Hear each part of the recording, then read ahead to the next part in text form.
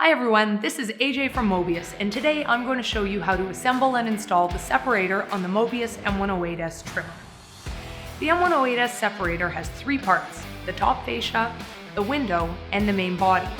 With the main body sitting in a stable position, install the window by pushing the top slotted edge upwards and moving the window into place. Note, the window only goes in one direction, so if you find that it's not fitting, flip it around and try from a different direction. You'll find it eventually. Now install the fascia by hooking the bottom section onto the main body of the separator. The top section is then secured into place with two tension knobs.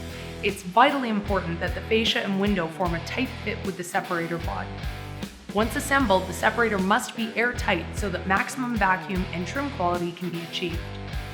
Installing the fascia in a way that leaves an air gap around the window will result in reduced vacuum and compromised trim quality. Now we're ready to install the separator on the M108S Trimmer. Before proceeding, ensure that at least two of the casters are locked so that the trimmer does not move as you are installing the separator. Gripping the separator using both hands, position it between the fan housing and hockey stick. With the top side of the separator approximately parallel with the floor, begin sliding the separator into place, recognizing that the guide rail on the left side of the separator will be sliding on top of the support rail on the body of the machine. With the separator now partially in place, we're going to pause to take a look at how the pieces are coming together. When the separator is fully in place, it is supported on one side by the support rail and on the other side by the fan housing. Because the separator is not fully installed, there is no support coming from the fan housing yet, which can cause the separator to tilt to one side.